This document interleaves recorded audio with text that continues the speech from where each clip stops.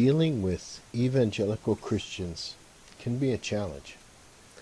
One thing I always try to do that I don't think I do very well, but I try to be very respectful, because there are a lot of evangelicals that I've known that really try to lead a good Christian life. Even though once you understand what the Catholic Church is, once you understand what Christianity is, you recognize immediately that these evangelicals are practicing something that the apostles would have no recognition of as anything coming from them. There's no liturgy at all. There's no episcopacy. There's no striving for holiness at all. There's no recognition of holiness. There's no recognition of the church as a body at all. It's a complete renunciation of everything that Christ and the apostles taught and worked for. And but at the same time, in the modern age, the challenges that we're facing,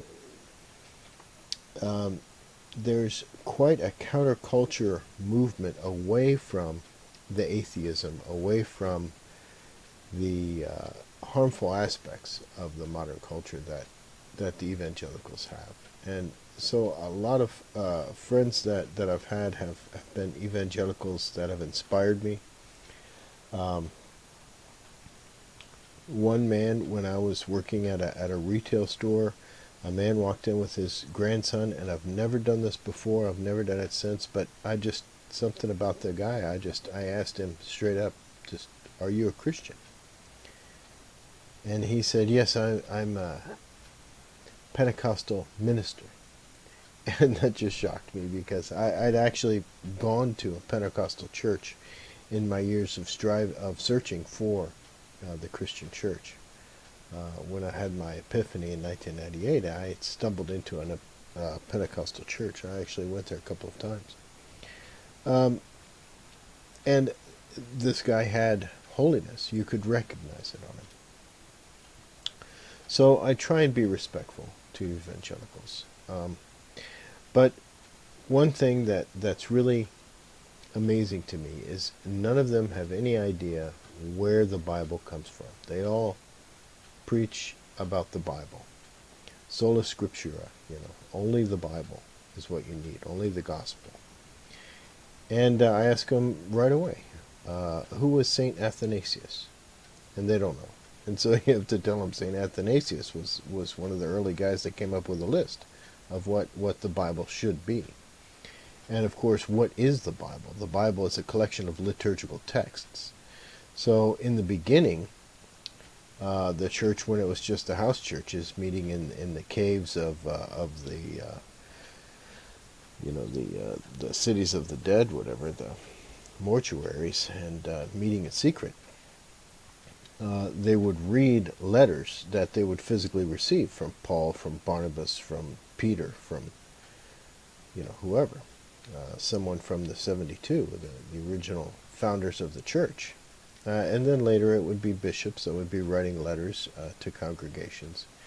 The Apostle John kept writing letters up until the end of the first century. So you had a lot of letters floating around. Then, of course, Clement knew the apostles. He was writing letters. So you had all these individual letters, and then different churches in different places ended up with different collections of letters. Well, as the centuries wore on, these grew kind of cumbersome in volumes, and you can imagine mathematics, that Christianity is closely related to, search for truth. There are no numbers in the world, so in the material world, so mathematics is actually faith-based. Mathematics, think of all the mathematic books out there. That's what Christianity started to compile, is volumes of books.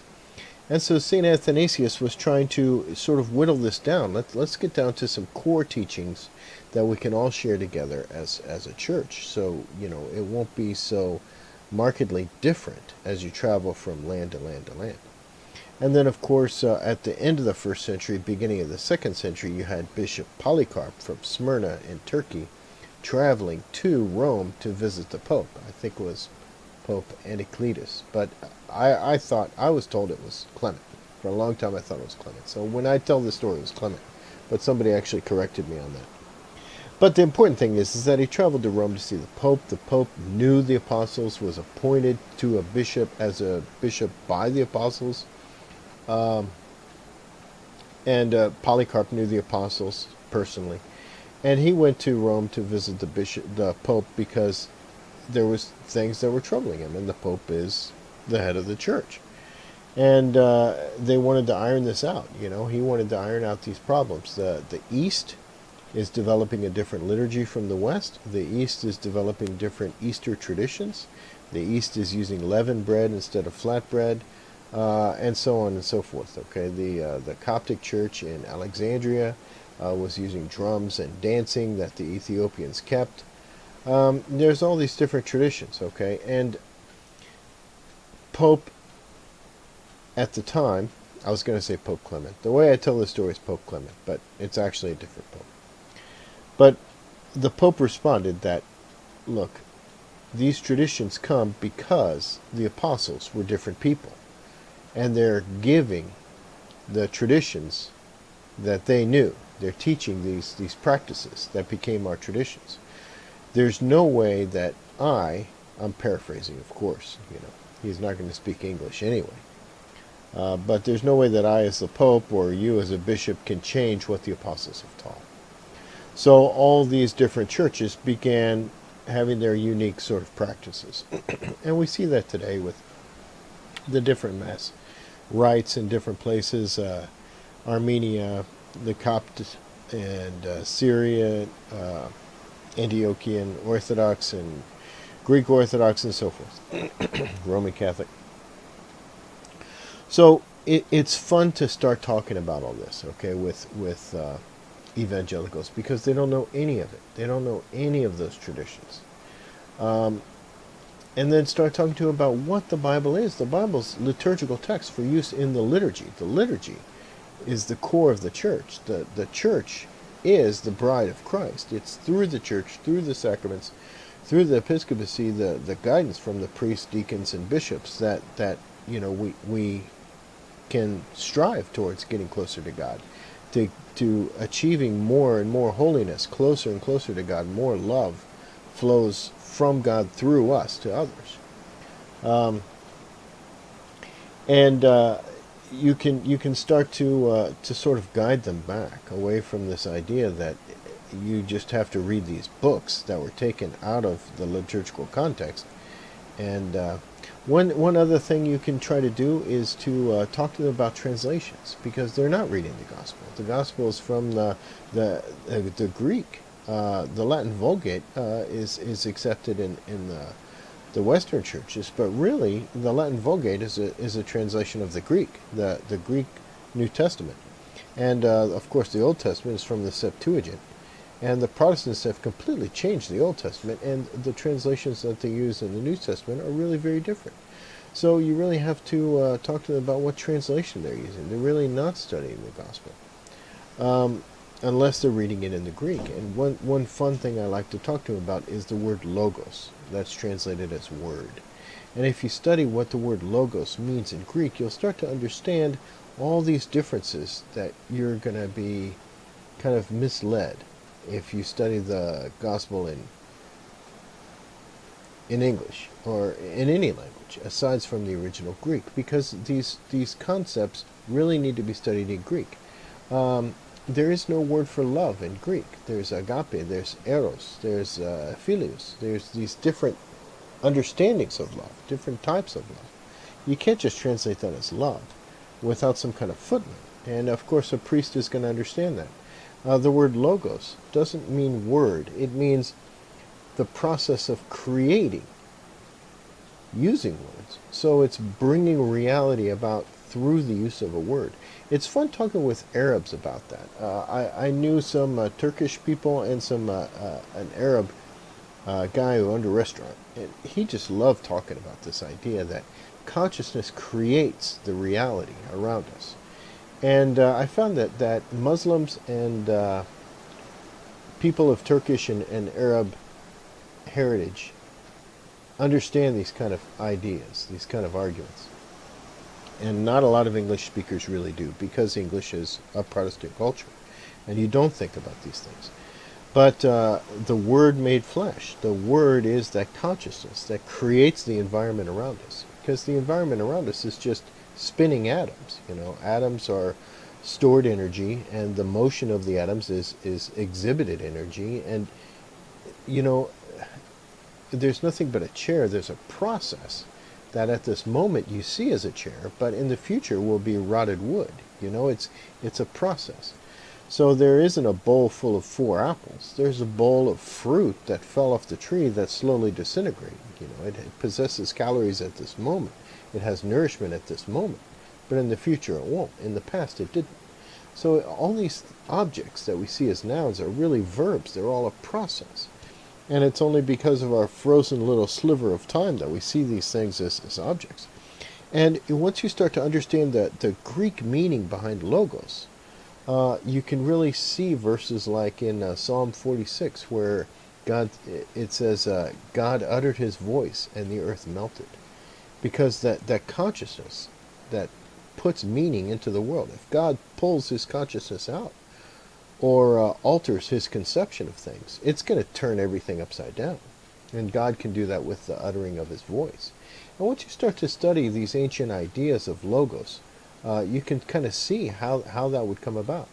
Adam and Eve were not necessarily the first people, of course, but they were the first ones with consciousness. Okay, so of course they had belly buttons, and of course they were born in a natural way, but they were the first with consciousness. That's one theory, that I like about Adam and Eve. I'm not saying that that's fact. I'm just talking about what I've heard, what I've learned, and fun things to talk about with evangelicals, because none of them have discussions like this. If you read in Greek, okay, I heard a native Greek speaker, Father Examus was his name, talk to me about this, that Matthew was a tax collector, and you can see the personality of the accountant in his gospel. The way he writes is like an accountant tabulating things. Luke was a physician who also painted an icon of the Virgin Mary that survives to this day. When you read his gospel as a native Greek speaker in the Greek, you can see his physician, his medical background, searching for, causes, symptoms, things like that. Paul was an attorney, and you can see his attorney training in his letters.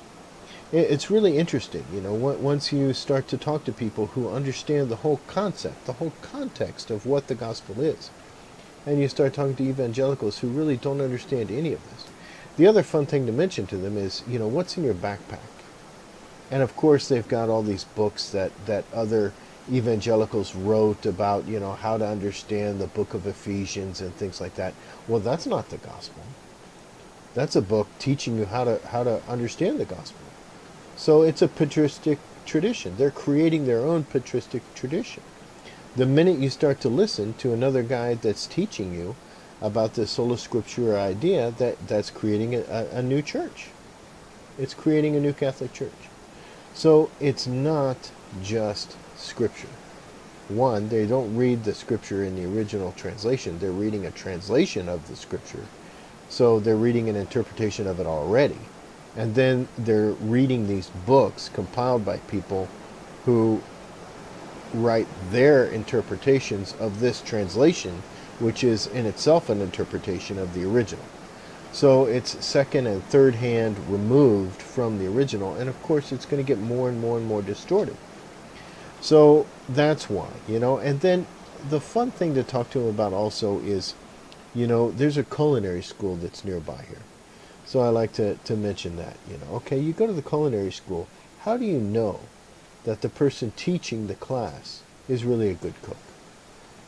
Are you going to debate that? Are you going to not take their word for anything until you taste their food? What about a math class? If you go to math, okay, you go through the whole book, the math book.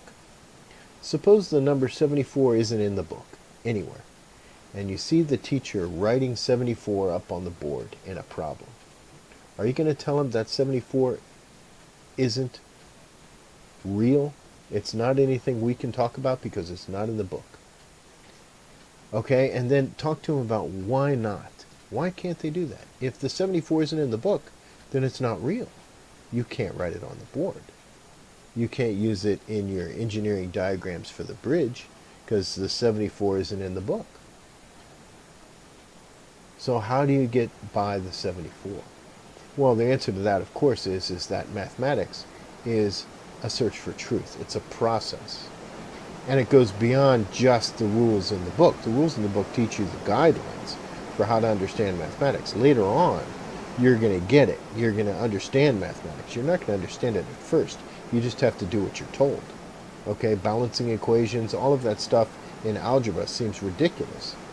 But if you have faith in the teacher, if you're not going to debate on and on about why are you using a zero, zero stands for nothing, this is stupid. If you're not going to have annoying debates like that all the time, if you just listen and do what you're told, eventually you're going to start to get it. And mathematics is going to start to work. And you're going to be like, wow, I can measure the width of this bottle. And just using pi, I can know the circumference of it. And I can measure it later after calculating it and confirm my calculation. This works. You can calculate the volume of water that'll flow through a pipe, and you can test it. And all these things work, but you don't know that in class. And it's the same thing with the Catholic Church. You've got all these rules that don't make sense, but later on it will. It will make sense, and it'll all fit together. So you can talk about that, the culinary class, okay? Why is it like that? Why does the teacher have her job? Okay, because the other culinary teachers recognize that she knows the truth about how to cook. She's earned her spot. What about math? Math teachers. The other math teachers recognize that this math teacher knows math. How about the dean of the math department in a university? All these other math teachers appointed him dean because he knows. Now suppose you take a math problem all the way to the dean. When he comes out with a solution, okay, after consulting several senior professors, are you going to sit there and nitpick and say, who are you? Who are you to solve this? Any student in the room has the right to their own solution. And if you're not going to do that, why not? Because, of course, the answer is that mathematics conveys a truth. The Culinary Academy conveys a truth. Medical school conveys a truth. Maybe not a truth you're going to understand in class, but a truth you're going to get later on. But the Evangelicals are going to argue that Christianity does not have that kind of truth. It doesn't. Anybody can get up in front of the class and teach because the answers are right for them. They can translate the Bible any way they want because it's up to them and God, and that's all. Well, if it's up to them and God, why do you use the gospel? The gospel that was put together by a bishop and approved by a council of bishops. Why did they have the authority to make the gospel if it's just one person relating to God? Why does the gospel have any authority? See, just saying that you believe in the gospel, boom, you're saying you believe in the authority of bishops.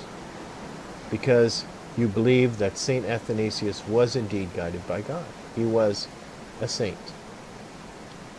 And the bishops, the council of bishops that approved that list, I think St. Athanasius included the Gospel of Barnabas.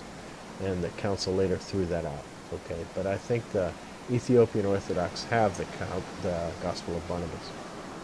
But I digress. It's a pursuit of truth. It's similar to mathematics. It's similar to the culinary school. It's similar to medical school. All of it has the same structure as the Catholic Church.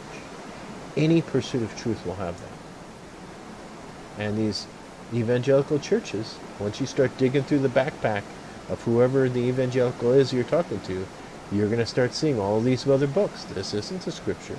This isn't the gospel. You're reading other books. You're allowing people to teach you. That's patristic tradition. Why not allow the apostles to teach you? Why not allow the bishops that the apostles appointed to teach you? Why not join the church that the bishops that the apostles appointed formed? And the other thing is the reason why I know the church works. Okay, mathematics you can get because, as I said, you can calculate the flow of water through a pipe. You can measure the circumference of a circle. Okay, you know what size tire to buy on your bicycle wheel by just measuring the width of the wheel. Okay, so you can see mathematics working. How do you see Christianity working? It's holiness. It's holiness. I'll try and include a link, I'm trying to find it, where the Dalai Lama confronted a hermit in Spain. And I have the book, but I don't have it here. I'm in the Philippines and my library's back in Texas. But the Dalai Lama was amazed at the joy and happiness that he felt when he saw the countenance on the monk's face. And it struck me the way he wrote it, because he'd never confronted holiness before. The Dalai Lama didn't know what holiness was. So Buddhism is not a path to holiness. It's not going to lead you closer to God. But Christianity will. Christianity in the church. All right, well, I hope that gives you some pointers how to deal with the evangelicals. Take care. God bless.